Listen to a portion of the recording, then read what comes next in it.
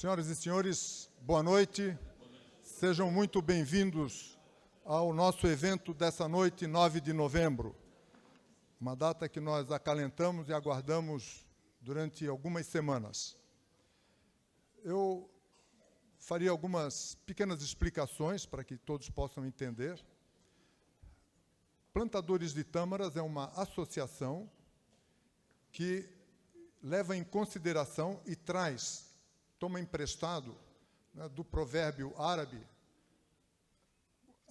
o provérbio que diz que quem planta tâmaras não colhe tâmaras, ou seja, ele é um aliado do tempo e traz o tempo para poder deixar e fazer com que as coisas aconteçam. Então, nós temos a nossa associação, dá as boas-vindas a todos, e com essa analogia, nós pedimos sempre que os nossos associados tenham paciência. Tudo tem o seu tempo. Quem está no poder hoje está trabalhando há 40 anos. E nós não temos como fazer nada diferente em poucas semanas ou poucos meses. Então, nós temos e nos apoiamos no tempo, no bom tempo. Também as pessoas perguntam do porquê dessa bandeira do Brasil desbotada, rasgada. É que ela é o nosso símbolo da resistência dos plantadores de tâmaras. Ela esteve e continua hasteada há praticamente 2 anos, sofrendo todo tipo de intempérie, todo tipo de dificuldades, mas ela nunca caiu do lugar onde ela estava hasteada. Ela tem se mantido sempre íntegra e ela tem sido o símbolo da nossa resistência. Nós dizemos, cada vez que pensamos em fraquejar, nós olhamos para a bandeira e pensamos assim: ela resiste, ela subsiste. Então, nós temos que continuar na nossa tocada, sempre dentro da legalidade, né? Não pensamos nunca nada fora da legalidade. E a nossa razão de estarmos aqui é de buscarmos com que essa legalidade ela seja devidamente exercitada por todos nós, que as nossas instituições sejam confiáveis. Então, feita essa explicação, eu gostaria de fazer uma pequena reflexão, antes de nós começarmos, falando sobre a participação. Participação, a chave para a conquista de objetivos e o fortalecimento da cidadania. Em um mundo cada vez mais conectado e interdependente, a participação ativa das pessoas nos processos de conquistas de objetivos e no exercício de cidadania torna-se fundamental para o desenvolvimento de uma sociedade mais justa e mais próspera. Afinal, são as ações individuais e coletivas que impulsionam mudanças significativas e transformam sonhos em realidade. A participação engloba uma série de atitudes e comportamentos que vão desde o envolvimento em projetos comunitários até a participação em debates políticos, como é a nossa pretensão. É um exercício de responsabilidade e comprometimento com o bem-estar coletivo, onde cada indivíduo tem a oportunidade de contribuir com suas habilidades, conhecimentos e experiências. Ao participar ativamente, as pessoas se tornam agentes de mudança, capazes de influenciar decisões, propor soluções e promover o progresso. Afinal, é na diversidade de ideias e perspectivas que surgem as melhores soluções para os desafios que enfrentamos. A participação, portanto, é uma forma de empoderamento que permite que cada indivíduo se sinta parte integrante da sociedade e capaz de fazer a diferença. Além disso, a participação é essencial para o fortalecimento da cidadania. Ao se envolverem ativamente nos processos de tomada de decisão, as pessoas exercem seu direito de voz e contribuem para a construção de uma sociedade mais inclusiva e democrática. A cidadania não se resume apenas ao cumprimento de deveres, mas também ao exercício pleno dos direitos e à participação na vida em comunidade. Ao participar, as pessoas também desenvolvem habilidades importantes, como o trabalho em equipe, a capacidade de negociação e a liderança. Essas competências são fundamentais não apenas para a conquista de objetivos individuais, mas também para a construção de um ambiente social mais colaborativo e solidário.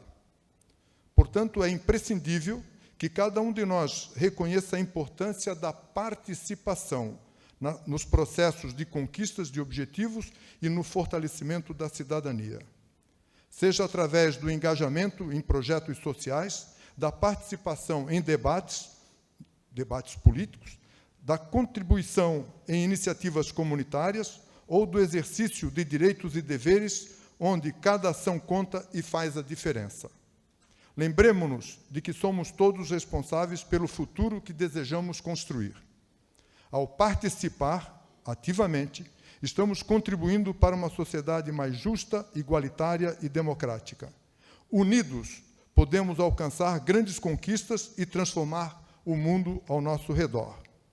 Fora da participação, que consome tempo, que nós estamos fazendo aqui, do apoio da família, muitas famílias aqui presentes, com filhos, com jovens, com netos, e da educação, que é a razão final que nos traz até aqui hoje, para que nós aprendamos. Fora disso, e da educação, é malhar em ferro frio ou fazer espuma. Eu parabenizo a todos pela disposição de virem nos prestigiar nessa noite, quando nós teremos o privilégio de ouvir, que vai nos ser emprestada a sua inteligência, pelo nosso palestrante, o Rodrigo Saraiva Marinho. Então, antes disso, eu gostaria de pedir licença a todos para pedir, e nós não podemos perder a oportunidade no nosso país de nós fazermos a valorização dos nossos ídolos, apesar de que os plantadores de tâmaras têm como um ponto filosófico dizer que nós não temos ídolos, mas nós respeitamos os ídolos de todos aqueles que fazem parte da nossa associação. Mas, quando surge a oportunidade de nós fazermos uma reverência a um líder que precisa e deve ser reverenciado o tempo todo, nós não podemos perder essa oportunidade. Então, eu peço licença e que o doutor Juarez Furtado se levante para que todos possam conhecê-lo e o recebam com uma salva de palmas.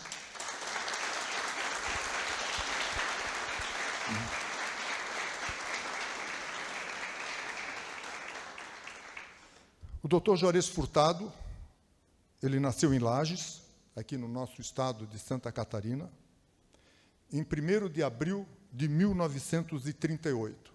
Portanto, ele está muito próximo do seu 86º aniversário.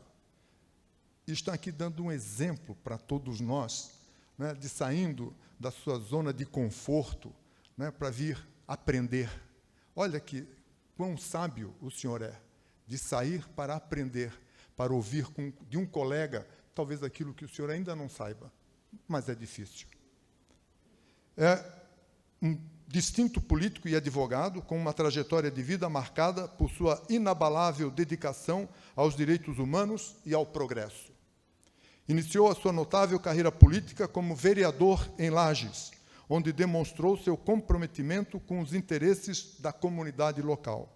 Foi deputado estadual por 2 vezes, tendo sido, inclusive, presidente da nossa Assembleia Legislativa do Estado de Santa Catarina, uma honra para poucos, sempre coerente e fiel aos seus princípios. Foi prefeito de Lages, tendo sido responsável pela inclusão da sua cidade no processo industrial. Para quem é de Santa Catarina, sempre sabe que a parte oeste, onde Lages está inserida, né, ela sempre foi um fator distante aqui do litoral. Então, o doutor Juarez foi uma das pessoas responsáveis pela inclusão de Lages no processo industrial, até então, porque era sempre conhecida como os campos de Lages, né? Criação de gado, reflorestamentos, extração de madeira, que eram exportadas aqui pelo porto de Itajaí. Então, ele foi prefeito de Lages.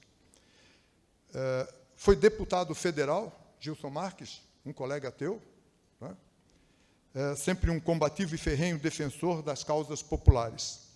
O doutor Juarez Furtado é uma figura notável que nos orgulha como catarinense. E o seu legado na política e no campo jurídico continua a inspirar e influenciar gerações. A melhor prova da sua crença nos nossos valores e no nosso país ele dá com a sua presença nesta reunião, nos inspirando e nos prestigiando com os seus quase 60 anos de advocacia. Ele merece uma salva de palmas, né?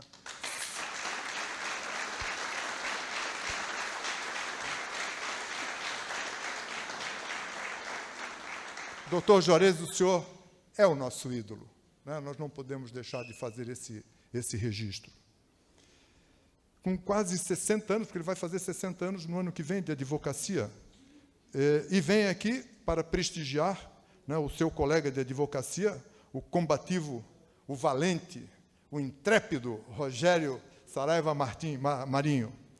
Peço que o professor Mark, antes de pedir o professor Mark faça a leitura, a pequena leitura da biografia do nosso palestrante, não sei antes dizer, doutor Juarez e Rodrigo, as biografias de vocês, diante da estatura moral de vocês, é muito pequena. Elas somem diante da estatura moral de vocês. Isso nós precisamos no nosso país, isso tem que ser reverenciado, isso tem que ser levado para as escolas. Os valores, os nossos princípios. Então, eu pediria...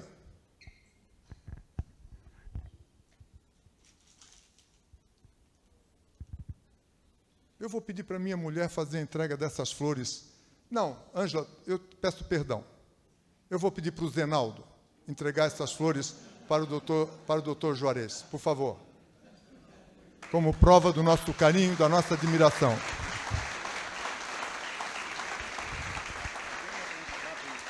O doutor Juarez, por favor.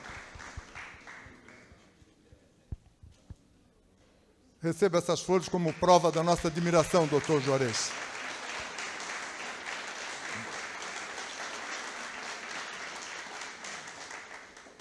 Agora eu peço que o professor Mark faça a apresentação do nosso palestrante para que ele possa assumir a tribuna e assumir o controle aqui da nossa palestra no dia de hoje.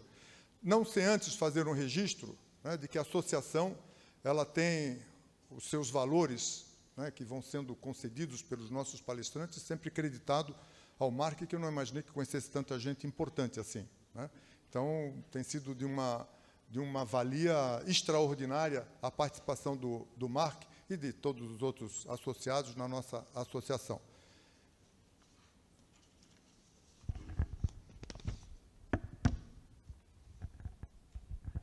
Então, boa noite a todos. Obrigado, presidente Dolor, sempre sábio, né, nas aberturas, nas falas. Tem sido um divisor de águas, né? Ele fala que os plantadores não possuem ídolos, mas temos sim, né? Eu acho que todos aqueles que conhecem o Dolor têm ele pela maior e mais profunda consideração, e saiba que se você não é um ídolo, está muito próximo disso, né? Lembra muito o John Lennon, né? Tudo bem. É realmente uma pessoa incrível. Professor Rodrigo Saraiva, com quem eu tive a grande satisfação de ter aula recentemente, durante um curso de formação no Instituto Mises, uma pós-graduação. Então, já na primeira aula de abertura, eu falei, não, esse cara tem que vir em Itajaí, porque ele vai agregar muito valor ao município e às pessoas aqui, aos munícipes, né? Como o Dolor disse, nós não temos como abranger todo o currículo do professor Rodrigo, mas eu acho que precisamos sinalizar algumas coisas apenas para contextualizar aqueles que não o conheciam, né? O professor Rodrigo Saraiva, bacharel em Direito, especialista em Direito Processual Civil, mestre em Direito Constitucional, é professor universitário em várias instituições, diretor executivo do Instituto Livre Mercado, é membro do Conselho Administrativo do Instituto Mises, natural de Fortaleza, certo, professor? Cearense, a esposa de Salvador, certo, Luiz? Tem sobrinhos afiliados em Blumenau, não é isso? Que mais? Mora em Brasília, ou seja, ele está ramificando as suas redes aí, vocês podem perceber, né? Então, gostaria de convidar o professor Rodrigo, uma salva de palmas para o professor Rodrigo. Professor, antes de qualquer coisa, muito obrigado por atender esse chamado e está contigo e estamos aqui para te ouvir inteiramente. Só um segundinho. Gostaria de fazer o registro, né, que nos honra, nos alegra bastante, do deputado federal Gilson Marques, a quem eu peço uma salva de palmas.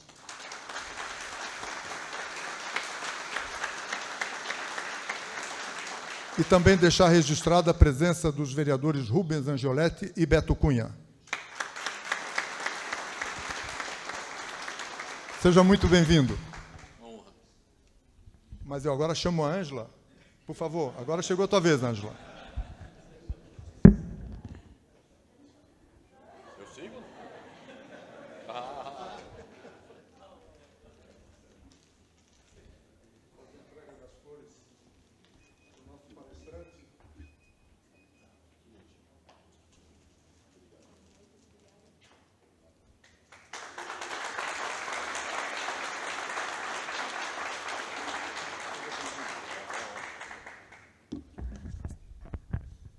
Boa noite.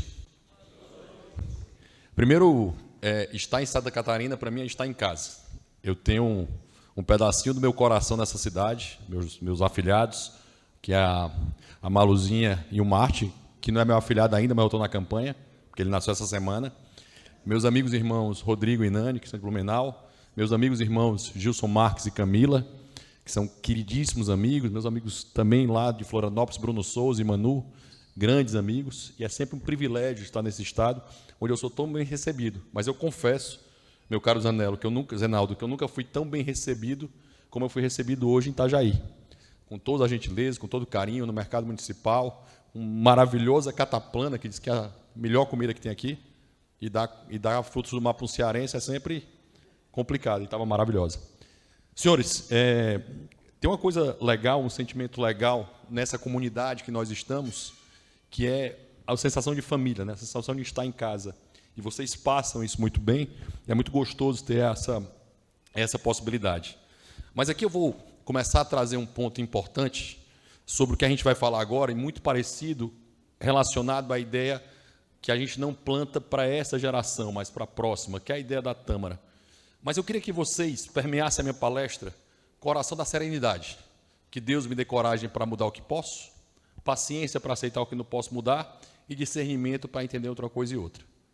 A minha palestra ela vai permear isso, para entender o que é que a gente pode fazer, que está no nosso controle, o que é que a gente não pode fazer, que não está no nosso controle.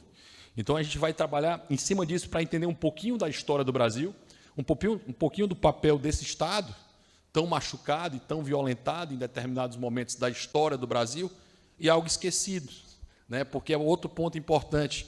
Foi dito muitas vezes por muita gente que não quer que o brasileiro seja forte, seja firme, seja corajoso, que nós somos um país sem morte, sem violência, sem guerra. Até alguns diziam que nós éramos homens, né? Homens comuns, homens pacatos. Esse estado teve algumas cidades dizimadas, inclusive a sua capital, né? Floriano Peixoto, um dos maiores canalhas que já foi presidente desse país, ele, um golpista, inclusive, ele, de fato, dizimou a cidade de Desterro. Mas nós vamos chegar lá. Então, o primeiro ponto temos uma história muito bonita, muito interessante, que precisa ser contado, mas que os burocratas, e o Gilson conhece bem, tentaram, a todo momento, destruir a nossa história. Começar um pouquinho de como isso começou. Qual é a ideia disso? Tivemos 3 grandes revoluções liberais no planeta. Obviamente, em vários outros países tivemos revoluções liberais, ou consequências dessas revoluções liberais, ou constituições baseadas nisso. É muito comum a gente ouvir a seguinte frase: eu sou liberal na economia e sou conservador nos costumes. Isso está errado, tá? Só para deixar o primeiro choque, está errado. Por uma razão muito clara. A ideia liberal não tem nada a ver com a ideia de liberalismo econômico. A ideia liberal é um contraponto claríssimo a uma outra teoria política eterna, que sempre aconteceu e que voltou de forma moderna, com um novo nome no século XX, é para ir para cima, né? No século XX, voltou de uma forma moderna no século XX, que foi a ideia de comunismo, fascismo e nazismo, que não passava de absolutismo, de novo, no nome mais moderno. Mas eu teve a primeira revolução, que aí a gente vai ter a Revolução Gloriosa, e quem é do direito gosta muito de uma Constituição que começa alguns séculos antes, que é a Constituição de 1215, a Carta Magna inglesa, que está em vigor até hoje. O Brasil teve, em média, a cada 25 anos, uma Constituição. Tivemos 8, contando a emenda constitucional 69. A Inglaterra tem a Carta Magna até hoje, em 1215. Lá, no século XVII, houve uma revolução que ela teve o objetivo, juntamente com a Carta de 1215, de limitar o poder do rei, de limitar o poder do soberano, de limitar o poder do príncipe e dar mais poder ao parlamento. No século XVII, a ideia era dar mais poder ao parlamento. Se você for na sequência, na Revolução Americana, era dar mais poder ao povo, o poder pertence ao povo. Lembrando que na ideia absolutista, o poder era de Deus, dado ao príncipe, dado ao rei, e ele teria o poder máximo de criar leis, de executar leis e de julgar as leis. Essa é a ideia absolutismo. Então, na hora que eu vejo o pensamento liberal, significa uma limitação do poder do Estado por meio de uma carta constitucional, em que essa carta constitucional vai dividir os poderes, definindo que eu vou ter executivo, separado legislativo, separado judiciário, de maneiras independentes e nunca harmônicas. Essa é a invenção do Michel Temer aqui no Brasil. Só para ter uma ideia de como é que foi colocado isso na nossa Constituição. Isso não existe no planeta, tá? Só no Brasil. Tá? Porque é bom que eles sejam independentes. Toda vida que eles são muito harmônicos, né, Gilson? Dá problema. Toda vida que eles são harmônicos dá conluio, que é o que acontece e muito no Brasil, que eu digo que nós estamos vivendo hoje. Na verdade, que nós não estamos vivendo uma ideia de Estado de Direito, mas isso é mais para frente. Tá?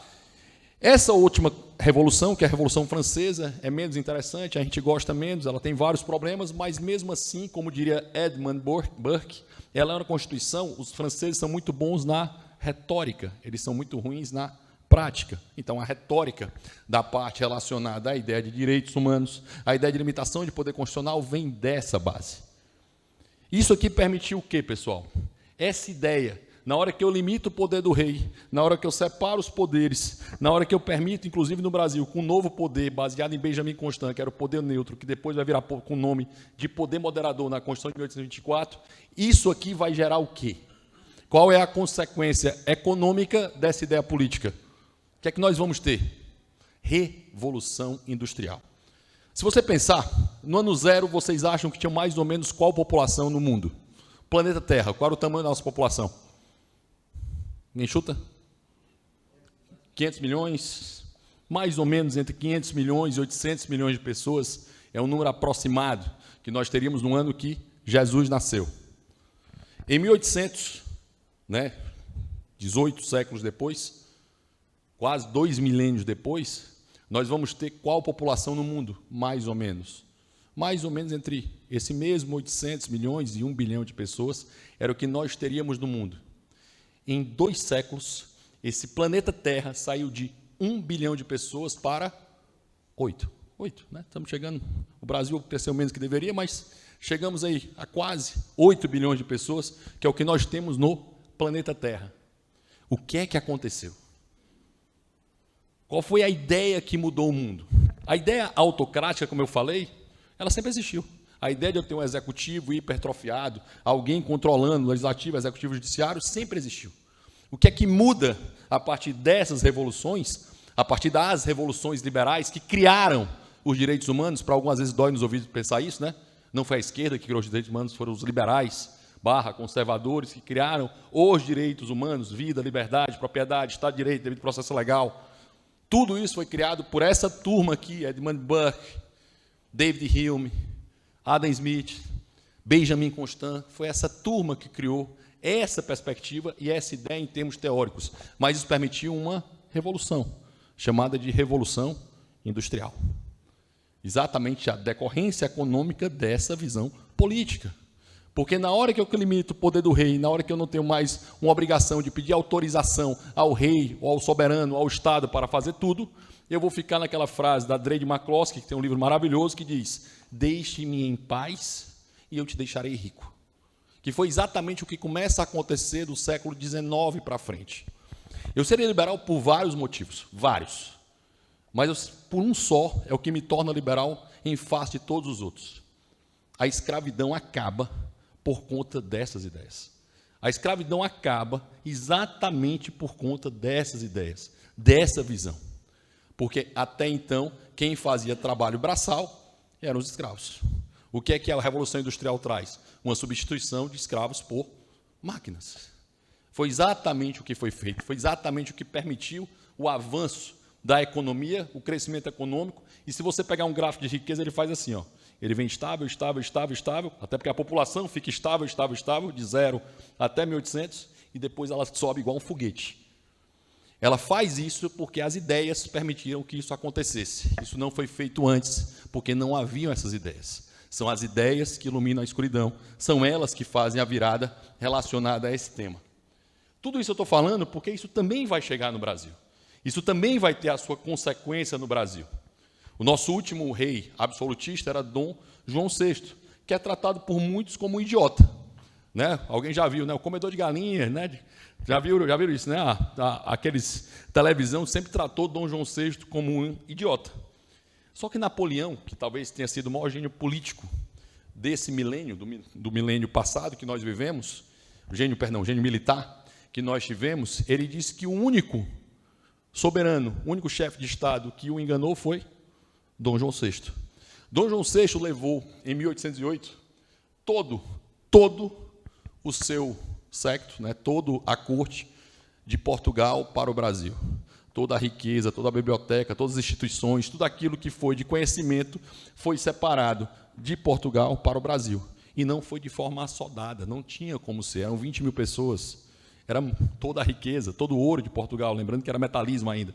Você tinha toda a biblioteca portuguesa vindo para o Brasil, ou seja, todo o conhecimento adquirido por Portugal por séculos estava vindo para outra nação, né, passando a ser a nova capital, daquele momento não só do Brasil, mas a nova capital do Império Português, que naquele momento era só Império Português, em 1808.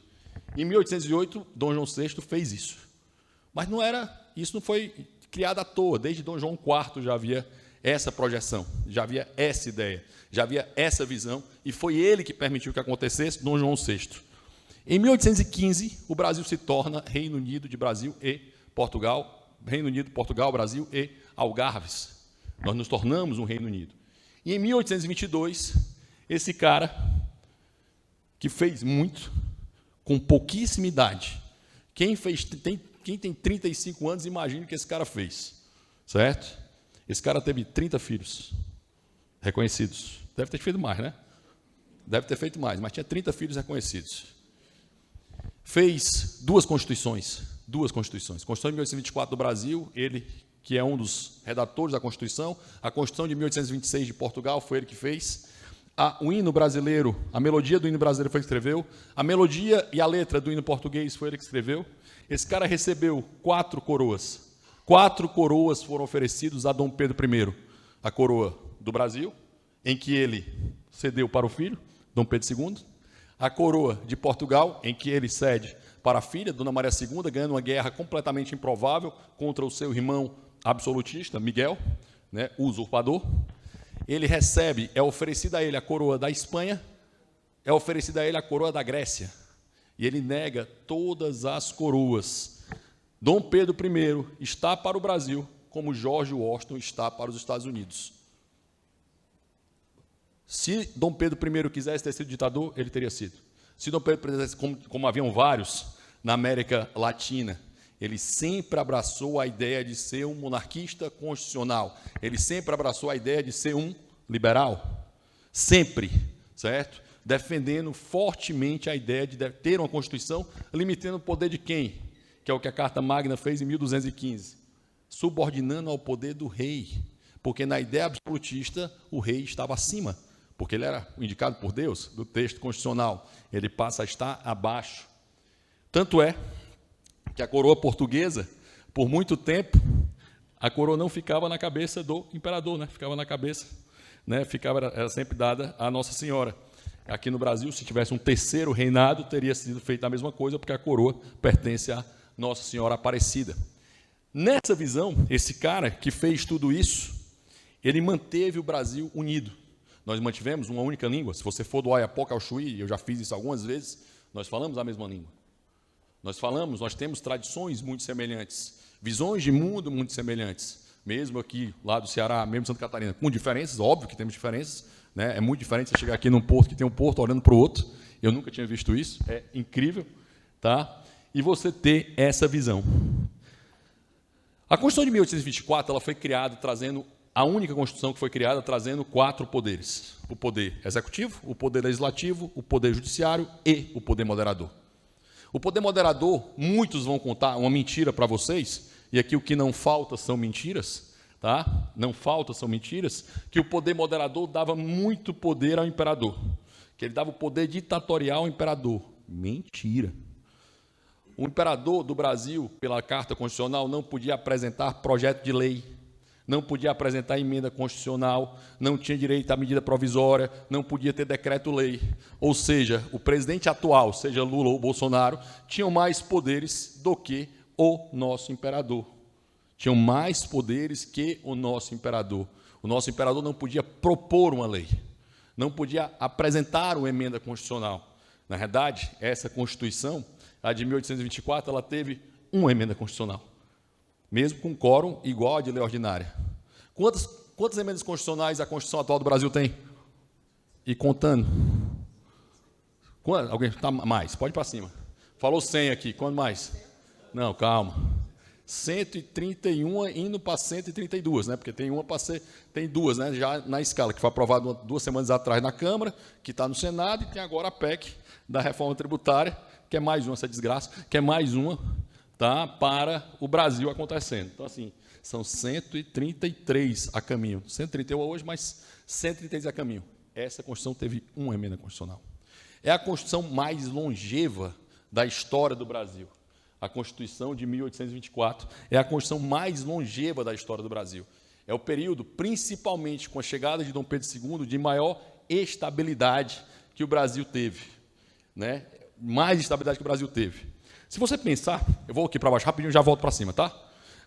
Se você pensar, em 1824, quando foi colocada a Constituição, até 1830, você vai ter um livrinho chamado Falas do Trono, em que você vai ver a manifestação em vários momentos daquele discurso de abertura que o presidente americano faz, que até o presidente brasileiro poderia fazer. Foi agora o rei Charles falando na Inglaterra, abrindo os trabalhos do parlamento. Você tinha as falas do trono, você tem acesso a isso, inclusive online, você acessa as falas do trono, tanto na abertura como no fechamento. Dom Pedro falando sobre isso. Falou em vários momentos sobre o fim da escravidão, assim como Dom Pedro II não tinha escravos durante o seu reinado, certo? Trabalhou fortemente pela abolição dos escravos até chegar à Lei Áurea. Nessa sequência toda, em 1830, você vai começar a ver o exército sempre revolucionário, né? O pessoal descobriu que o exército é melancia, né? Verde por fora, né? Pois é. Isso não é novo, tá? Isso não é novo. Me causava uma certa indignação as pessoas pedindo para que o exército fizesse algo durante esse período agora. Sempre deu errado. Sempre. Na história do Brasil, o exército intervir sempre deu errado. Nós tivemos, talvez, um dos maiores homens como chefe de Estado do planeta. E não sou eu que digo isso, tá? Não sou eu que digo isso. E 2 detalhes. E casados com mulheres sensacionais, tá? Dona Leopoldina, se não fosse ela, nós não teríamos a independência do Brasil. Foi a nossa primeira chefe de Estado, não foi a Dilma Rousseff, tá? A primeira chefe de Estado brasileira foi Leopoldina, foi ela que assinou a primeira carta, inclusive, participação na decretação de independência fortemente. A nossa segunda chefe de Estado foi Isabel, sendo claro. Mas tivemos Leopoldina, tivemos Amélia, tivemos Tereza Cristina, Isabel, né, Bárbara de Alencar. Você vai ter grandes mulheres fazendo um papel fundamental na história brasileira. Fala Maria Quitéria, para quem não conhece Maria Quitéria, numa guerra muito importante de independência do Brasil, na Guerra de Salvador, na Guerra da Bahia, que foi a última batalha de independência contra os portugueses no Brasil, porque também teve guerra, para quem não sabe. Nós entramos em guerra com os portugueses que aqui estavam. Esse momento histórico da guerra, Maria Quitéria se vestiu de homem, porque não podia ter mulher no exército na época, certo? Se vestiu de homem e era a melhor atiradora, de longe, que o país tinha. Tanto é que o pai dela foi querer tirar da guerra, a chefe militar foi lá e disse, não, ela, soldado Quintino, que era o nome que ela se dava, não, ela precisa ficar, não tem ninguém melhor do que ela aqui, não. Fundamental na guerra de independência do Brasil. Mas ninguém sabe quem é Maria Quitéria, né? Incrível, certo? Uma mulher gigante. Leopoldina, então, a gente só sabe o nome da escola de samba, não sabe o papel fundamental que ela teve, inclusive no Jardim Botânico, inclusive em termos de várias divulgações de ciência na história do Brasil. Mas vamos lá, passando essa fase, em 1830, o exército ameaça Dom Pedro. Queriam dinheiro a mais, como sempre, certo? E ameaça Dom Pedro. E força Dom Pedro a sair do Brasil. Tinha um problema em Portugal, né? Tinha morrido Dom João VI, também tinha a ideia de voltar para Portugal para manter o reinado da Dona Maria II. E o exército tenta dar o primeiro golpe, já coloca isso. Não chegou a ser golpe, porque Dom Pedro sai voluntariamente, Dom Pedro II fica, ele assume, enfim, tudo se estabiliza no Brasil em relação a isso. E chega esse gigante. Para ter uma ideia, Dom Pedro II viajou várias vezes para fora do Brasil, nunca gastou um centavo do dinheiro dos pagadores de impostos nessas viagens. Em nenhum momento. Dom Pedro II, além disso, pagava a criação de pessoas pobres, a educação de pessoas pobres, pagava pelos órfãos, pagava pelas viúvas do seu próprio bolso, do seu próprio salário. Sabe quantas vezes foi aumentado o salário de Dom Pedro II? Durante todo o seu reinado? Nenhuma vez. E ele pagou durante todo o período dessas pessoas. Inclusive, o segundo decreto do golpe republicano, do golpe da República, porque foi golpe, claramente, ele é dizendo que não poderia deixar desassistidos órfãos, viúvas e pessoas que precisavam e eram dados suporte do Dom Pedro II. Segundo decreto, para você dizer que sou eu que estou falando, tem um documento dizendo isso, né, que as pessoas faziam isso. Inclusive, esses golpistas tentaram várias vezes pagar o soldo de Dom Pedro II na Europa, quando ele foi expulso do Brasil. Dom Pedro II sempre negou. Tá? Mas, enfim. A Constituição de 24, como eu disse, foi a que mais ficou em vigor durante todo o período. Em 1888, Lei Áurea, última grande lei que finalizou a abolição dos escravos. A abolição dos escravos foi feita em fases no Brasil, e ela termina com a Lei Áurea, a Lei do Sexagenário, a Lei do Ventre Livre, até chegar à Lei Áurea. E em 1889, golpe da República, em que se diziam, né, que eles eram a favor da abolição dos escravos. Você sabe qual foi a primeira coisa que esses golpistas fizeram em 1889? Dona Leopoldina, Princesa Isabel, ela tinha uma guarda negra, que era a guarda que protegia Isabel. Quando esses golpistas tomaram o poder, essa guarda foi morta ou mandada para Fernando de Noronha para ser dizimada lá. Né? O pessoal do bem, o pessoal legal, né? E que começa todo um grande histórico de corrupção, a começar pelo primeiro golpista, o alagoano, Marechal Deodoro da Fonseca, que foi para lá por causa de chifre. Não sei se você conhece essa história é divertida. Gaspar Silveira Martins era um possível, gaúcho, aqui do lado, era um possível primeiro-ministro. Era fake news, né? Para ver como fake news não é nova, né? Gaspar Silveira Martins não seria fake news.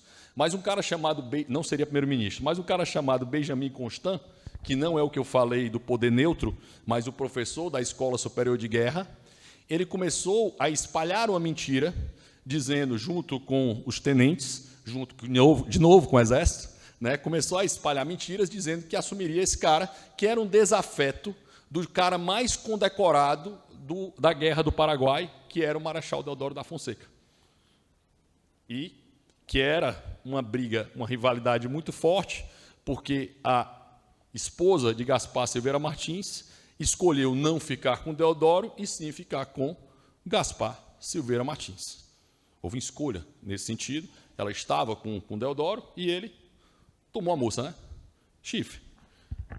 E essa história gerou o golpe da República, porque Deodoro estava prostrado na cama, muito doente, tanto é que não conseguia ficar em pé no cavalo, né? Ficar firme no cavalo. Em 15 de novembro de 1889, você vai ter uma homenagem, 2 semanas antes, a um navio de guerra chileno que estava posicionado, assim como toda a marinha estava posicionada para proteger Dom Pedro. Os almirantes da marinha ofereceram, o almirante do navio chileno ofereceu, que era o Cochrane, ofereceu e disse assim, quer só que eu aponte no Rio de Janeiro, quer só que eu aponte na ilha fiscal do Rio de Janeiro, quer só que eu aponte os canhões para o quartel, porque o quartel ficava na orla do Rio de Janeiro. Mas se apontasse, resolvia, né? Porque era um bando de frouxo. Dom Pedro II disse, eu nunca eu nunca irei derramar sangue brasileiro na nossa terra. Eu não quero uma guerra civil no Brasil. E, de fato, evitou essa guerra civil de acontecer e foi para, no dia seguinte, já expulso do Brasil. E aqui começa o primeiro golpe. Você vai ver que a República é uma sucessão de golpes. A nossa república é uma sucessão de golpes. Está claro até aqui, pessoal? Tá beleza? Tá rápido? Tá bom? É uma sucessão de golpes. Então, em 1889, nós vamos ter o primeiro golpe, e o Brasil vai ser governado por 2 anos, sem Constituição, por decreto. É a primeira ditadura que o Brasil tem, que é a chamada, né, não contam isso para vocês, que vão chamar isso de República Velha, mas é a primeira ditadura do Brasil, também conhecida por alguns, no passado era mais conhecido como ditadura da espada, certo? Que vai ter Deodoro da Fonseca, ainda não tão violento quanto o próximo, começando a trabalhar o Brasil em estado de sítio. Até hoje o Brasil tem 3 exceções no estado de defesa, né? Que é o estado de defesa. Tem 3 exceções nessa situação excepcionalíssima: estado de defesa, estado de sítio e intervenção federal. São as 3 formas: intervenção federal mais branda, estado de defesa a segunda, estado de sítio a mais violenta. Agora no Brasil tem uma 4ª, que é a garantia da lei e da ordem, né? Porque o presidente atual disse: não, vamos fazer garantia da ordem só no aeroporto. Até hoje eu não entendo como é que essa GLO é só no aeroporto, porque no resto do país está muito seguro, na Bahia, no Rio de Janeiro, no Ceará está super seguro. Nesse contexto, em 1889, teve esse primeiro golpe, 2 anos por decreto, Deodoro falece, Floriano não era o vice de Deodoro, deveria ter sido promulgada uma nova Constituição, aqui em 1891, é a nossa segunda Constituição, e Deodoro era para ter feito uma nova eleição. Deodoro diz: não, eu sou o presidente. Deodoro, que foi sustentado pelo próprio Dom Pedro II. Dom Pedro II bancou a educação, Deodoro não, de Floriano Peixoto. Dom Pedro II bancou a educação de Floriano Peixoto, que em nenhum momento se posicionou contrário àquela situação. Até a nossa conversa do almoço, né, Zanello? Foi perguntado para o imperador, quando recebia a carta para ele ser expulso do Brasil, você perguntou isso para o Manuel Floriano Peixoto? Se é isso mesmo, porque ele era um comandante em chefe das Forças Armadas do Brasil, e, obviamente, esse covarde, porque ele era um covarde, de fato, não falou nada. Se negou, inclusive, a assinar a deposição do imperador do Brasil, que era muito popular à época, tá? Absolutamente popular. Tanto é que até hoje não conseguem destruir a imagem de Dom Pedro II. Dom Pedro I até tentaram muito, e o principal responsável por isso é um cara chamado Getúlio Vargas, certo? Mas Dom Pedro II não dá, até porque Getúlio dizia que queria ser o sucessor de Dom Pedro II. Ele dizia isso, que ele era o sucessor de Dom Pedro II. Nessa história, em 1891, era para ter tido nova eleição, novo momento eleitoral. E aí Floriano disse: não, eu sou o presidente, Rui Barbosa seria o candidato natural, provavelmente ganharia essa eleição em 1891, e ele dá o golpe. Segundo golpe do Brasil, tá? Só para ficar claro, durante o período de Dom Pedro II, em nenhum momento teve alguma intervenção, estado de sítio, estado de defesa, intervenção federal, nenhum momento houve isso, em nenhum momento.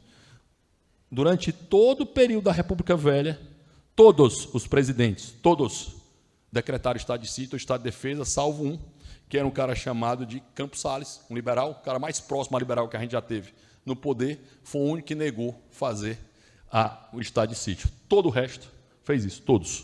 Mas vamos na sequência, certo? De 1891 até 1930, né, outra mentira contada, né, que era a República do Café com Leite, não era bem assim, não era tão café com leite assim, tinha muito São Paulo, pouca Minas, certo? E havia, óbvio, interesse aqui dessa terra do lado, mais uma vez. Assim, os gaúchos exportaram muita desgraça ao longo da história. Eu brinco com eles que eles têm uma dívida histórica para pagar, e eu falo isso lá, né? Porque o primeiro cara que eles exportaram que preste foi o Marcel Van Hatten. Até o Marcel Van Hatten só foi desgraça, certo? A começar com a maior desgraça que esse país já teve no poder. Um covarde, assassino, ditador, violento, que mandou uma judia, Olga Benário, para os campos de concentração para ser morta, ela grávida, tá? Só para dar esse exemplo. E é considerado até hoje o pai dos pobres. Na realidade, não passa de um canalha. É o que era. Qualquer nome que você colocar para o Getúlio Vargas é pouco, certo? E não há essa história de dizer assim, é uma figura complexa. Não, não é uma figura complexa, ele é um covarde. Assim como a mesma coisa, o Hamas é uma figura complexa. Não, são nazistas e são covardes. É o que eles são. Não tem nome bonito para isso, não. Que foi exatamente o que aconteceu com Getúlio Vargas, que governou o país em 30 num golpe de Estado. O pior é que me dói, porque o nome da aliança que leva o Getúlio Vargas ao poder se chama Aliança Liberal. De liberal não tinha nada, obviamente. De 30 a 34, Getúlio Vargas governou com o Congresso fechado. 30 a 34, Congresso fechado, certo? Por decreto. Nós vamos ter uma grande guerra no Brasil. Quase 40 mil pessoas foram assassinadas no Brasil. Foram assassinadas, não, foram mortas numa guerra no Brasil, uma guerra civil. O Estado de São Paulo abriu uma revolução constitucionalista e o resto do Brasil atacou São Paulo. 40 mil pessoas foram mortas nessa guerra. A maioria de vocês, eu acho que não sabia disso, certo? É a nossa revolução constitucionalista, a Avenida 9 de Julho de São Paulo, em homenagem ao armistício feito no dia 9 de julho, o cessar-fogo feito 9 de julho, porque o governo disse, vamos fazer uma constituinte, que foi feita. Foi feita do jeito que Getúlio quisia, da forma que Getúlio queria, do jeito que Getúlio queria. Aqui uma coisa importante. Más ideias e boas ideias, já volto. Viu, Adalto? Já volto. Más ideias e boas ideias, elas andam para frente e para trás. Todo mundo sabe o que é a janela de Overton aqui? Você sabe, né? Eu já falei 1000 vezes, né, Gilson? Falei, mas é legal para saber, porque janela de Overton serve para tudo. Eu nunca falei na frente dela isso, mas eu usei a janela de Overton para convencer a minha esposa a ter um cachorro. Foi um longo processo, certo? Hoje eu tenho um pastor alemão, ela é apaixonada por ele, mas foi um processo, que ela disse que foi eu que escolhi o cachorro, né? Mas assim, isso avançou até ela topar. Aí ela estava me convencendo agora a ter um segundo cachorro, né? Avançar na janela de Overton. Calma, estamos no primeiro, viu? Estamos no primeiro. A janela de Overton, para quem quiser anotar, isso serve para tudo, tá?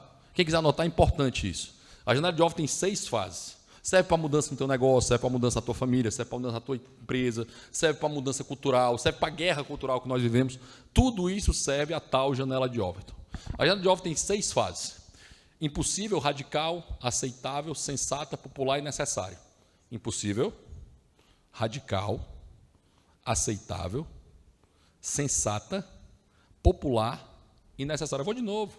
Impossível, aí radical, aceitável, tá certo até agora? Sensato ou sensata, popular, sensata, popular e necessário. Lava Jato, pessoal, hoje é o quê? Impossível, radical, aceitável, sensato, popular e necessário. O que é Lava Jato é hoje? Impossível, né? Lava Jato é impossível. Em 2018, o que é que a Lava Jato era? Necessária. Está vendo como a ideia fez isso? Mas antes da Lava Jato, você pensar que ia ter grandes políticos, grandes empresários corruptos presos, isso era impossível, até ser a Lava Jato necessária. Está vendo a ideia? Privatizar a Petrobras hoje, pessoal. Não, mas eu acho que a ideia caminhou. Tipo assim, eu estou falando... Pensa assim, não é que é o presidente de plantão, não. Às vezes a gente confunde a ideia com o presidente de plantão. Pessoal, hoje, muita gente achou que com a derrota do Bolsonaro, que isso aqui ia acabar, que isso aqui não ia acontecer, que não ia dar nada certo, que ninguém podia falar. Mas a ideia está aqui, ela está forte. Existe direita no Brasil. Existe direita no Brasil. Tá? Essa mudança cultural, ela hoje não tem mais como voltar. Quer dizer, tem, né? Se a gente não tiver cuidado, porque não existe vitória definitiva e não existe derrota absoluta. Então, a guerra nunca para, nunca acontece isso. Então, nessa perspectiva de ideias, a ideia liberal era uma ideia dominante no mundo. Dominante, tornou o mundo muito mais rico, muito mais próspero, aumentou a qualidade das pessoas. A primeira revolução industrial não foi para dar mais dinheiro para os mais ricos, não, foi para dar comida e roupa para os mais pobres. Foi para dar condição e acesso para quem mais precisava. Essa foi a primeira revolução industrial. Porque rico, pessoal, tinha roupa, rico tinha comida, rico tinha tudo isso. Quem não tinha isso era pobre. Hoje a humanidade não tem mais o problema, o grande problema da humanidade não é mais fome, não. Não é mais pobreza absoluta, não. O problema da humanidade hoje é obesidade, muito mais do que fome, certo? Porque o nível de produtividade do mundo não para de aumentar. Não para de aumentar o nível de produtividade do mundo. Que precisa, né? O estado natural do homem é a pobreza e nós precisamos produzir para isso. Nesse contexto, a ideia autocrática ela volta com um novo nome. A ideia de autocracia, como eu falei no começo, ela volta com um novo nome. Fascismo, comunismo e nazismo. É a mesma ideia, só tinha um novo branding. Né? Por quê? Qual era a ideia? Eu tenho um executivo hipertrofiado, muito poder na mão desse cara, solucionador de todos os problemas, quase um endeusado, né, que diga Hitler no seu discurso, Mussolini nos seus discursos, né, Stalin nos seus discursos, certo? Endeusado, e essa ideia se espraia pelo mundo. Quem aqui viu Peaky Blinders? Tá vendo Peaky Blinders? Última temporada do Peaky Blinders, legal demais, né? Vi um cara chamado Mosley agora, né? Do último cara que apareceu, um cara chamado Mosley. Esse Mosley era o chefe do partido fascista inglês. A Inglaterra sempre foi um berço de liberdade. Sempre foi, e espero que continue sendo, o berço de liberdade, que sempre foi. Muito feliz, inclusive, o discurso do rei Charles essa semana. E ela vai, nesse momento, ter um fascista autocrático, contrário a toda a ideia inglesa, tendo muito poder. A nossa Constituição, você pode depois procurar, ela tem lá no texto constitucional de 1934, a nossa terceira Constituição, já pouco mais de 100 anos, 3 constituições, ela vai ter educação eugênica. É isso mesmo, vocês estão pensando, tá? Porque a ideia nazista, fascista e comunista estava lá no mundo. Nós tínhamos no Brasil, né, a ideia fascista muito forte, muito forte. Assim, não só no Brasil, no mundo todo, ideias como essa, principalmente pós-crise de 29, que é uma crise causada pelo Estado, mas, óbvio, mentem para você que quem causa inflação é o empresário e não o Estado, esquecendo que só quem imprime dinheiro é o Estado e não o empresário, só ele pode gerar, né, a consequência clara da expansão do M1, da massa monetária, que é o aumento generalizado de preços. Mas, enfim, é mais fácil botar a culpa no empresário do que botar a culpa no político. Como sempre, né? A culpa é do político, ele bota em quem ele quiser. Nesse contexto, 34 tinha lá, educação eugênica, nossa terceira Constituição. A desgraça de Constituição já. Violenta, má, ruim. E em 37, o Getúlio Vargas inventa que há uma possibilidade de um golpe comunista no Brasil. Ele um fascista, né? Há uma possibilidade de um golpe comunista no Brasil e cria um negócio chamado de Plano Cohen. Há um Plano Cohen, que é um plano comunista no Brasil, e em 37 é criado um novo texto constitucional, também conhecido como Constituição Polaca. Também conhecido como Constituição Polaca. Eu estou longe aqui, né? Que eu estou falando e as constituições estão ali e não estão aparecendo, né? Olha que bonitinho. Não, eu estou aqui. Vamos lá. Golpe de 30, 32, 34, desculpa. Certo? E aqui a Constituição Polaca, tá? Com o Plano Cohen. Nessa Constituição Polaca, você vai ser impedido de você ter bandeiras estaduais e bandeiras municipais. Não podem ter símbolos estaduais e municipais. O único símbolo que pode acontecer é o símbolo do nosso ditador fascista Getúlio Vargas, que ele vai vincular o símbolo dele ao símbolo do Brasil. Tá? Vai tentar fazer isso e vai tentar ser o novo herói relacionado a essa visão. Essa Constituição ela retira as garantias fundamentais. Quais são as garantias fundamentais que nós temos para os direitos humanos? Devido processo legal, habeas corpus, mandado de segurança, habeas data. Tudo isso foi retirado desse texto constitucional. Está parecido com o que está acontecendo hoje, né? Não é só um comentário rápido. Mas não pelo texto constitucional. Eu não gosto da Constituição de 88, mas é muito melhor tê-la do que não tê-la. É muito melhor tê-la do que não tê-la. Muito melhor. De 37 a 45, nós vamos ter de novo o ditador, né? O Congresso só trabalhou 3 anos, tá? Durante os 15 anos de governo desse canalha, que devia ter preso por crime de guerra. De 34 a 37. Depois de 37 a 45, ele fecha o Congresso. Era um fascista reconhecido, admirado por Mussolini. Mussolini chega a mandar textos elogiando o trabalho de Getúlio Vargas no Brasil, né? Lembrando que a ideia fascista de Mussolini era nada fora do Estado, nada contra o Estado e tudo pelo Estado. Eu sempre me admiro quando me chamam de fascista, né? Eu sou um liberal, né? Eu não quero ter Estado. Para mim, não deveria existir o Estado. Ou, pelo menos, o Estado deveria ser o menor possível. Como é que eu sou chamado de fascista se o cara que criou o fascismo fala que é nada fora do Estado, nada contra o Estado e tudo pelo Estado? Isso é a base do fascismo. A base do fascismo é completamente contrária à ideia liberal, completamente o inverso da ideia liberal. E como todo e qualquer regime fascista, nazista ou comunista, sabe quem foram perseguidos e massacrados em todos eles? Homossexuais. Eu fico impressionado quando eu vejo homossexual defendendo regime comunista, nazista, porque fascista em todos os regimes, todos, sem exceção. Inclusive agora, se procurar a notícia da Venezuela, você vai ver gente sendo massacrada pelo simples fato de ser homossexual. Não mudou, não. Continua. Porque quando esse pessoal controla o que você vai fazer na economia, ele acha que tem a obrigação de controlar os teus costumes. Essa é uma consequência natural. Se você é meu exército proletariado, se você trabalha para mim, é óbvio que eu vou controlar o teu costume, porque eu vou controlar a tua vida. E quando eu controlo a tua vida, se eu entendo que o teu ato sexual prejudica o trabalho, eu vou te tolher do teu ato sexual, e não só vou te tolher, eu vou te matar, que é algo que me admira demais. Lei de Sharia, qualquer país que tenha lei de Sharia, não é o Hamas e o Hezbollah não, tá? Qualquer país que tenha lei de Sharia, homossexuais serão mortos, presos, apedrejados, no mínimo presos, mínimo, tá? Mínimo preso. O normal é morto por apedrejamento, normal. Esse é o normal. E homossexual defendendo o Hamas. Eu não consigo entender. É você defender você e ser morto.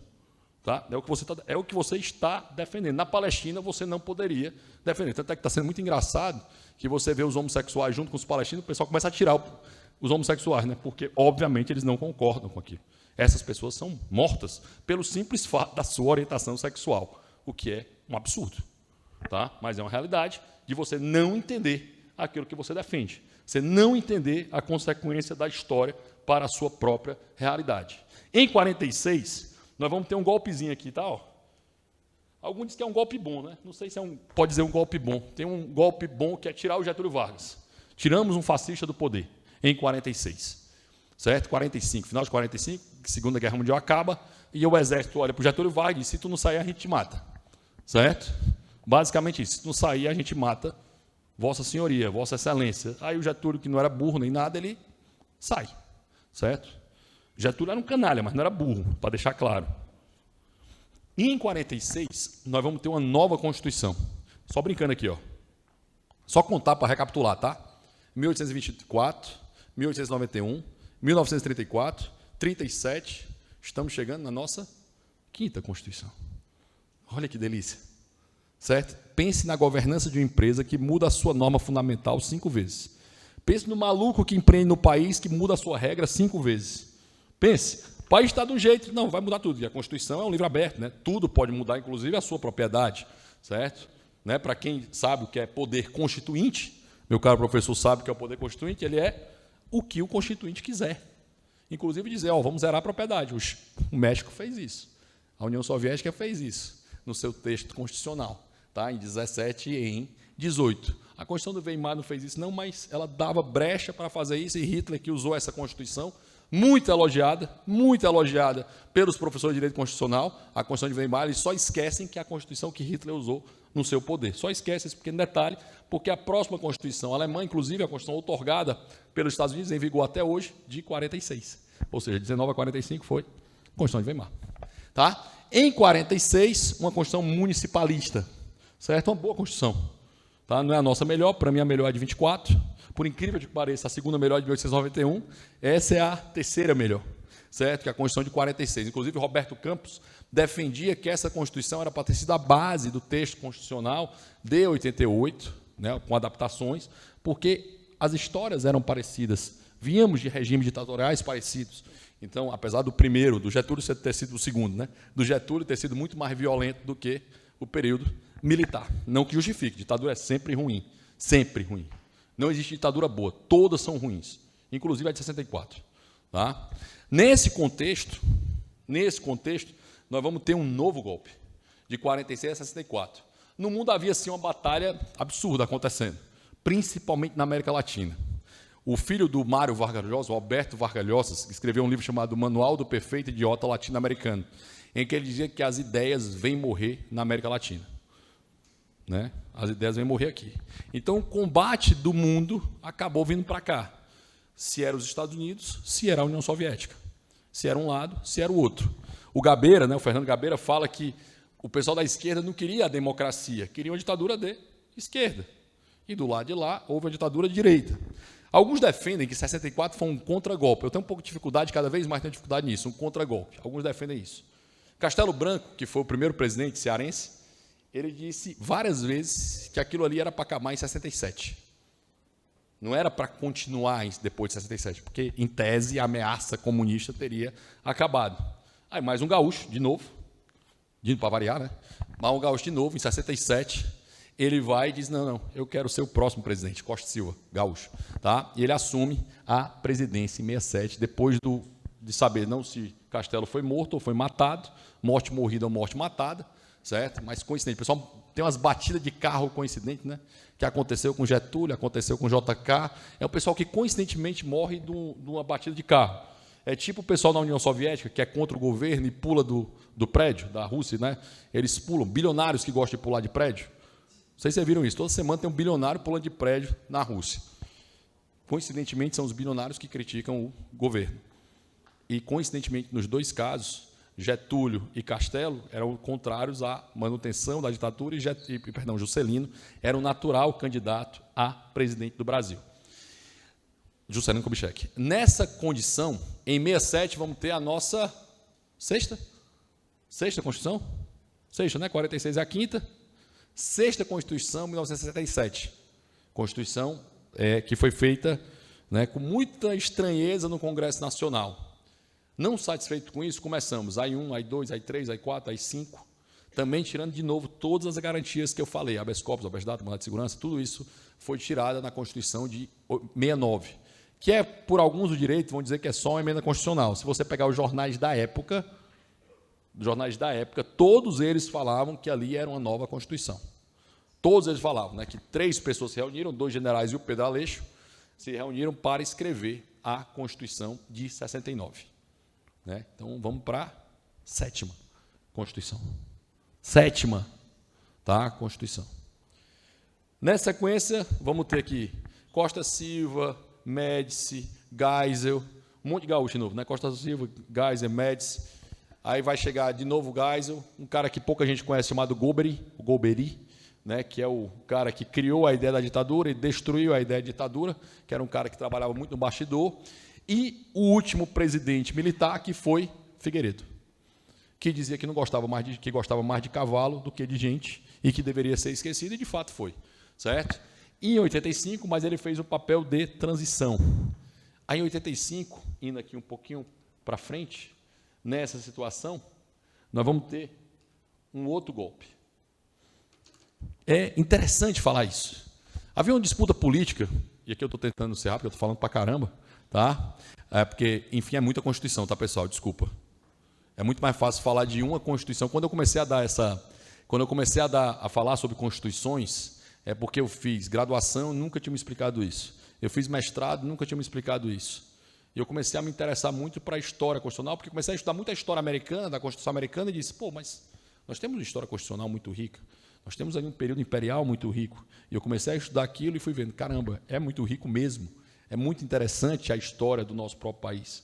Nós temos gigantes nesse país, né? Bonifácio, Visconde de Mauá, Visconde do Rio Preto, você vai ter André Rebouças, Luiz Gama, né? Gigantes, e que a gente não conhece.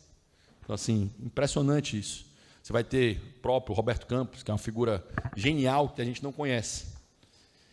Mas chega aqui e você começa a ter o período de redemocratização do Brasil. Só que começa com um golpe, né? Para não variar, meu caro Juarez, a República. Né? Um período de golpes, vários, certo? Aqui é o nosso último golpe que a gente esquece, né? O pessoal vai dizer que a Dilma também foi golpe, mas aí eu estou brincando, certo? No impeachment, né? Em 85, nós vamos ter a eleição entre Maluf e Tancredo Neves. Tancredo Neves vence a eleição e morre. Vice de Tancredo Neves, que não foi eleito como vice, só para deixar claro, e aqui eu deixei de falar um monte de coisa importante para falar, mas aqui não foi eleito como vice, ele era o Sarney. Sarney estava lá, do PMDB. Segundo a Constituição, de 69, que era a Constituição vigente à época, se o presidente não tomasse posse, deveria ter sido feita nova eleição. O Exército disse, não, vai ser o Sarney. Vai ser o Sarney.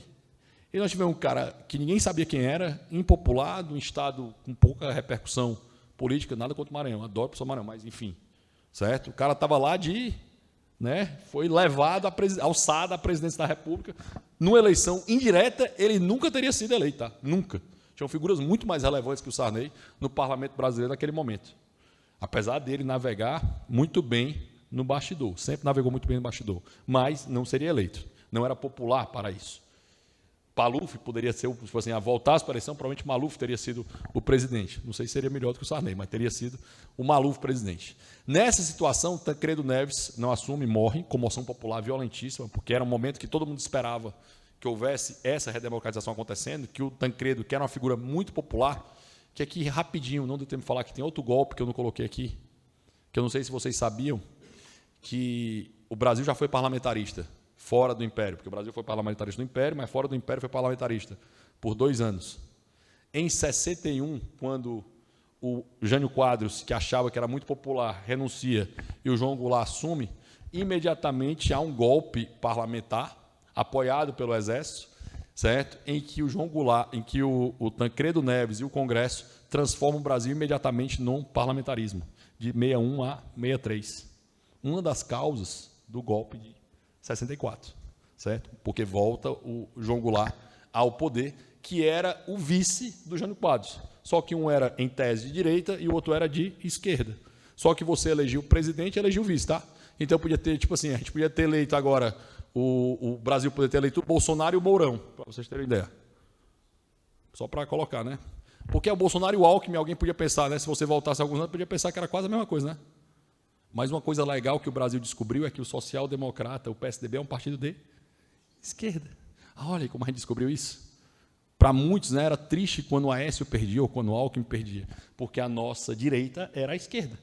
Era essa a realidade que nós tínhamos. Mas voltando, Tancredo morre, comoção popular, Sarney assume, aí você vai ter a Constituinte de 88.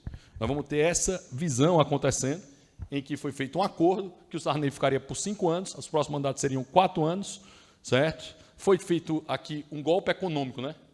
Golpe econômico é sacanagem, mas foi feito um plano econômico chamado Plano Cruzado, que para alguns é a solução mágica de comunista. Qual é a solução mágica comunista?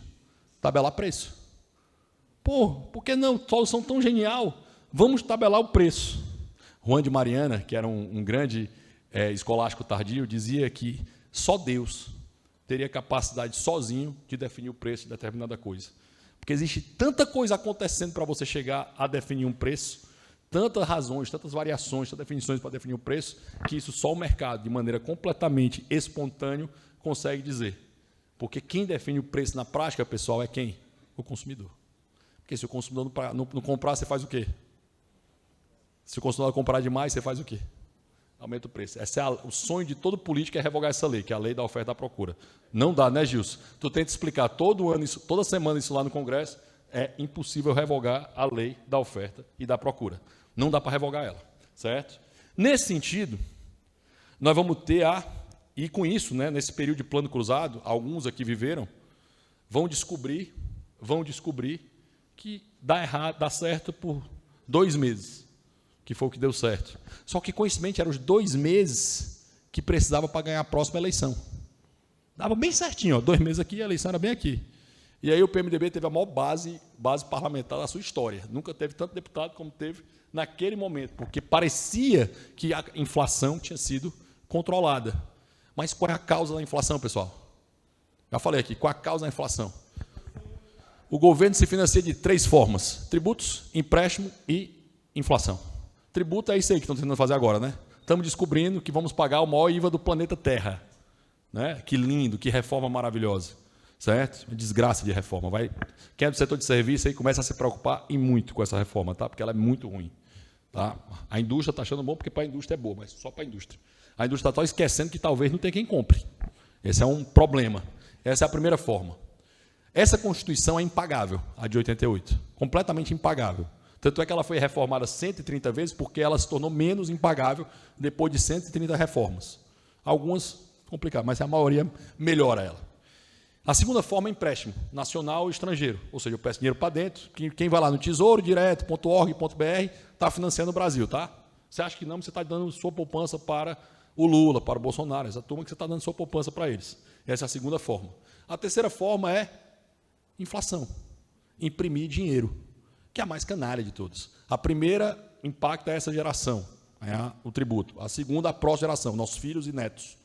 Nós estamos pagando pelos empréstimos nossos avós. Os nossos filhos pagarão, nossos netos, talvez bisnetos, pagarão os nossos empréstimos. Certo? E a inflação prejudica muito a camada que mais deveria ser protegida? Os mais pobres.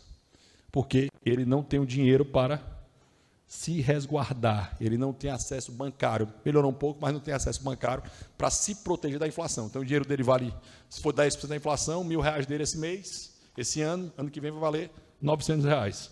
Se for 3.000% ao ano, como já foi, né, você imagina o caos que acontece. O Brasil e a Turquia são os únicos 2 países do mundo que tiveram hiperinflação, que não tiveram guerra. Mas vamos chegar lá. E em 88, Constituição Constituinte, e essa Constituinte, ela começa a ser dominada na sua presidência das comissões pela direita, e o Mário Covas, que era um esquerdista, que era o líder da Constituinte, começa a nomear os relatores, todos de esquerda. Todos de esquerda. Só que um detalhe importante, isso é importante. Muita gente me pergunta assim, Rodrigo, o Brasil vira a Argentina, vira a Venezuela?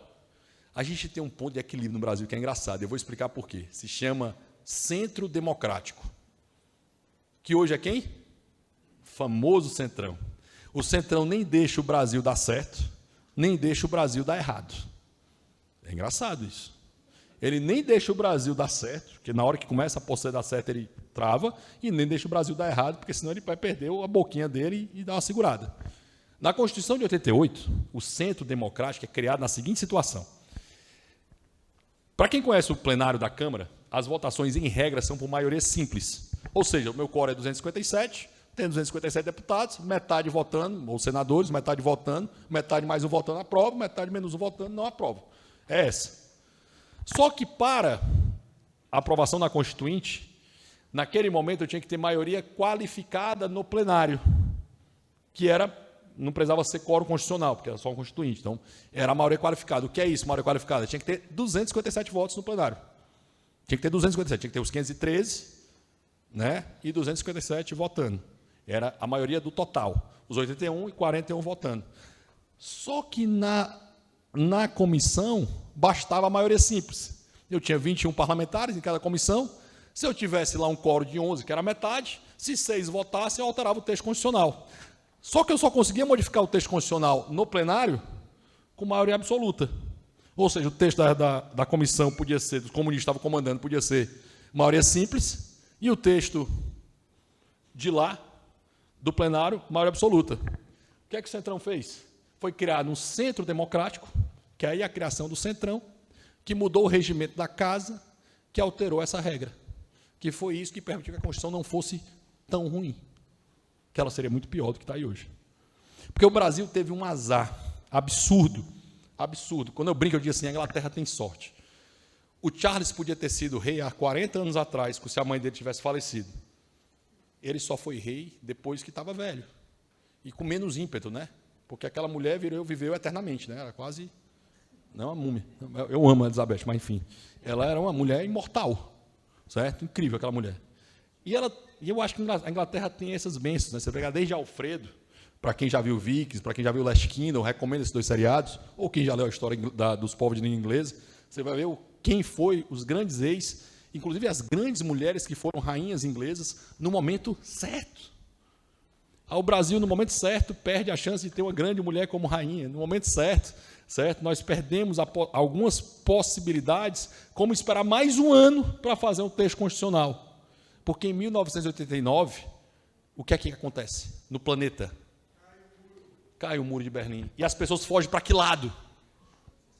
As pessoas correm para que lado? Só isso já era para entender a regra do jogo, né? Peraí, se eu caio um muro e o pessoal foge do lado comunista para o lado liberal, na realidade o muro é criado, em geral, quando a gente faz um muro, a gente faz um muro para evitar que as pessoas entrem. Todo país socialista faz muro para evitar que as pessoas saiam. Inclusive, você tem um muro não falado, que é o visto de saída. Nós, como vamos para outro país, vamos para os Estados Unidos, a gente pede um visto de entrada. Em país socialista, você tem que ter autorização para sair do país, que é o visto de saída. Isso só acontece em países fechados. Isso é regra do direito, tá? Não sou eu que estou dizendo isso, não. Isso é regra do direito. Está no texto. Nessa condição, cai o Muro de Berlim e, na sequência, cai a União Soviética. Em 1989, cai o Muro de Berlim. Em 1990, cai a União Soviética. E o Brasil faz o texto antes. Ou seja, as ideias, como eu falei da janela de Overton, ainda não tinham sido alterados. a ponto do Francis Fukuyama escrever o fim da história. Escrever aquilo que seria o fim da história, ou seja, a democracia liberal venceu. A democracia liberal foi vitoriosa. Não há razão de ser por conta disso. E essa sequência, né, essa sequência que a gente que traz, ela tem que ser entendida para colocar a seguinte situação. O Brasil tem essa Constituição que tem hoje, e durante muito tempo a gente não teve lá. A primeira geração de movimento liberal, ela foi dos liberais e conservadores, ou seja, Luzias e Saquaremas no Império. Primeira geração de movimento liberal / conservador. Segunda geração de movimento liberal / conservador acontece com Henri Maxud, na revista Visão, no Instituto Liberal do Rio de Janeiro, no Instituto de Estudos Empresariais aqui no Rio Grande do Sul, no Instituto Liberal do Rio Grande do Sul, nos institutos liberais que se espalham pelo Brasil, inclusive em Santa Catarina. Essa é a segunda geração, que começa em 73, se desenvolve em 82, 83, e em 94 acha que venceu com Fernando Henrique Cardoso, um social-democrata, em que ele começa a privatizar, e depois acaba, porque as pessoas acham que venceram. Não existe vitória definitiva, não existe derrota absoluta. Quando Lula perde a eleição em 1989, quando o Muro de Berlim cai, quando a União Soviética acaba, o Lula, que entende muito claramente a guerra cultural, ele pega um avião e vai para Cuba fazer o quê? Montar o Foro de São Paulo. Porque essa guerra cultural não acaba nunca. Não existe um momento que a gente... Agora, Rodrigo, você vai descansar. Pronto, perdeu o jogo. Perdeu a batalha. O Dolor foi muito feliz no que ele falou, que ele disse, tudo tem seu tempo. A terceira geração do movimento liberal, Dolor, começou em 2017, com 2 institutos, Mises Brasil, que é o que permite a gente estar aqui, e Ordem Livre. Talvez você não conheça a história desse movimento que está aqui, que é o movimento liberal / conservador, e outro cara chamado de Olavo de Carvalho. Começa com essas figuras, certo? O movimento liberal / conservador. Essa é a terceira geração do movimento liberal. Ela só tem 16 anos. Para você ter uma ideia, a segunda geração só teve um político. Roberto Campos. Eu tive o privilégio de ter seu diretor legislativo da bancada, que o Justo fez parte, com 8 parlamentares defendendo abertamente a liberdade e um dizendo que imposto era roubo, o Gilson. Certo? Isso nunca tinha acontecido na história do Brasil.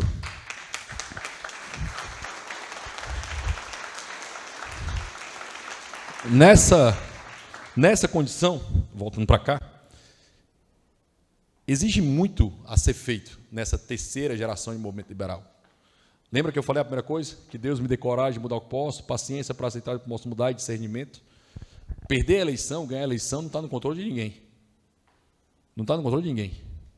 Fazer a sua parte, isso envolve a quem estuda direito hoje, para entender que o Supremo está cometendo uma série de inconstitucionalidades, ainda que ele diga que é constitucional, para entender por que a gente tem o devido processo legal, por que se tem um Estado de Direito, por que é absurdo o Joãozinho, que estava na frente do quartel, ser julgado pelo Supremo Tribunal Federal. Isso é uma violação absoluta da base mais elementar do direito.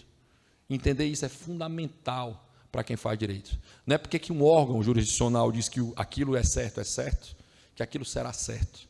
Isso quem dizia que o poder se confirma pelo poder é um cara chamado de Carl Schmitt. Sabe quem foi Carl Schmitt? Um teórico do nazismo. Que o poder se confirma pelo poder. Então, muito cuidado. Não é porque o Alexandre de Moraes, o Luiz Roberto Barroso, que estão muito errados no texto constitucional, na base do que nós aprendemos como mais basilar da ideia de Estado de Direito, que aquele estará certo. Então, se você estuda direito hoje, pare para analisar o que está sendo feito. Pare, saia. Não é porque o Supremo está dizendo que está feito, está errado. O que tem de absurdos sendo cometidos por pessoas que talvez você não goste, pela sua simples orientação política, cuidado. Hoje pode ser eles, amanhã pode ser você. Amanhã pode ser você. Então, muito cuidado com a consequência disso. Então, chegando nessa terceira geração, eu digo para vocês, existe muito a ser feito. Você não sabe, Dolor, como eu fiquei feliz, que eu não sabia que a lógica do Plantadores de Tâmara, né, eu não cheguei a perguntar a razão de ser, mas que nós não estamos preocupados que a gente vá colher agora. Mas plantar e regar é obrigação nossa. O plantio é opcional. A colheita é obrigatória e eu conto com todos vocês nisso. Obrigado.